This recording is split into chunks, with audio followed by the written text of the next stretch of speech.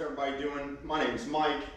We got my dog Roots hanging out on place, and we got Mr. Maverick hanging out on his place. So today what we're going to talk about is decision making in the home and outside. So what we're really trying to help owners with and teach them is how to have a way of life with the dog that you understand that everything you are doing, you are communicating to the dog.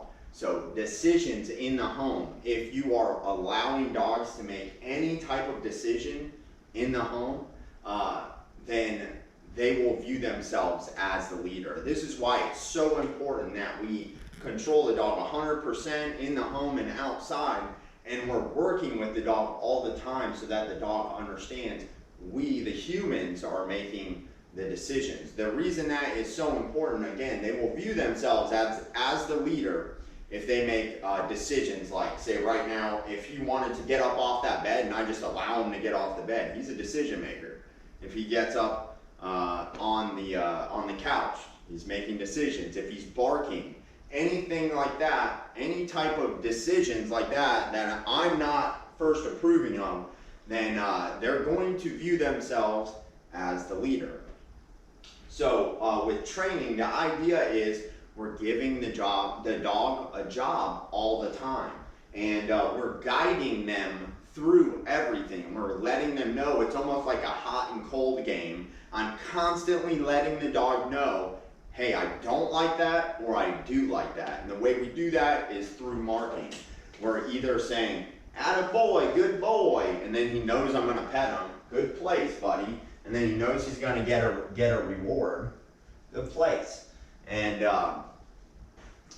if you were to try and get up, so good boy is the marker and the reward, the affection is the action. Now if you were to try to get up, I would say no, and that's the marker. He knows that means a punishment is now coming, and a punishment can look like a shake can, a bottle with pennies, or it can just tug the leash. It could be a number of different things. So the whole point is to never allow the dog to just start making decisions, because once they start making decisions, you will then have an excited dog. Once you have an excited dog, now you have a dog that will bark, bite, or lunge when it's around people or dogs. So that is kind of the steps it takes to get a dog to that point. So if you see, we're stopping the dog about 10 steps ahead of time from going after people by working very hard with the dog with obedience commands. The foundation is what's really going to help you, because if you're outside and the dog goes to lunge after somebody, that means the dog is breaking heel. So the dog doesn't understand that it's not okay to break heel position. The other thing is, excuse me. So let's say you're walking, the dog lunges at somebody, right? Your job would be to have corrected the dog when the dog turned its head, right? If the dog lunges at something and then nothing, there's no punishment that was done, the dog believes you allowed that behavior. Just like if I'm walking with the dog through the front door and he's forging ahead of me and he's rushing in that heel and I don't do anything and I let him do it like that, he believes he is now a decision maker. I'm now allowing excitement. And what I mean by allowing excitement is that the dog is doing some type of unwanted behavior and you are not able to get the dog in a calm place. We have to tell them in a way we trust, understand, and respect. Now, my experience with owners, what usually happens when there's a dog that wants to go after other dogs, what happens is the dog comes out of heel, goes to go after another dog or human. The owners don't know what to do. They get very panicked because it is a stressful situation. You have an animal going after other animals or people. So the dog goes, the human tenses up, they forget anything they've been taught, and now pull the dog in the direction they want to go. So now you're physically forcing the dog, trying to drag the dog away when they want to go after something. So that's what we want to avoid. What we want to do when the dog goes to look at somebody, we correct them. say the dog ends up going after someone, right? The dog breaks heel. What I would do in that instance is I would turn the other direction, I would tug the leash and start walking, but immediately when I tug the leash, it goes loose again. And I start walking the opposite way. I'm gonna go ahead and show you a little bit of what that looks like. And I'm starting to do a come command with him, and I'll show you guys what that looks like as well. Heel. So say you wanted to go after my dog, I would start going this way and just tug, tug, just like that. Good boy. I would just go the opposite way. Now obviously he's going to look much more intense when he's doing that for a dog he wants outside or that's trying to come towards him. But we're simply going to go the other way and walk and tug the leash. And it's a very specific motion we're doing, very on-off like this. The leash always comes loose afterwards. We never want to get into a situation where we're taut like this with the dog. You're not going to win that battle. We have to mentally convince them. So one of the things we're doing with them that's going to help tremendously outside is heel.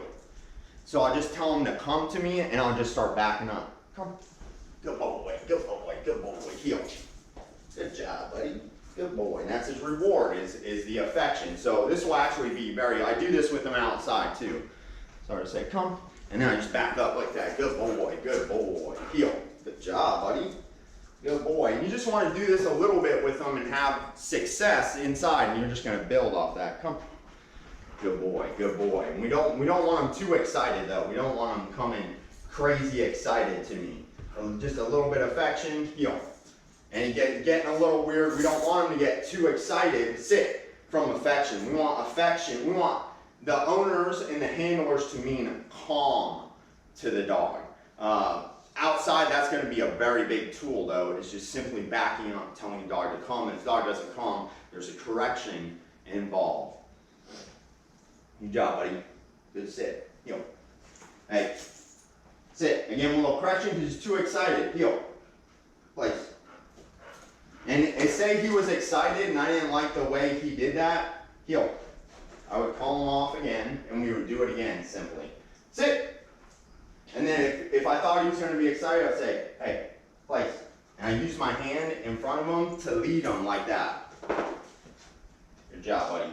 Place. And I remind him what I want. So yeah, the come command is going to be a big deal. That's going to help the dog not focus on other people so much. And it really just depends on the person at the end of the leash. If your dog starts barking at somebody and you get real stressed out, the dog's going to feel that.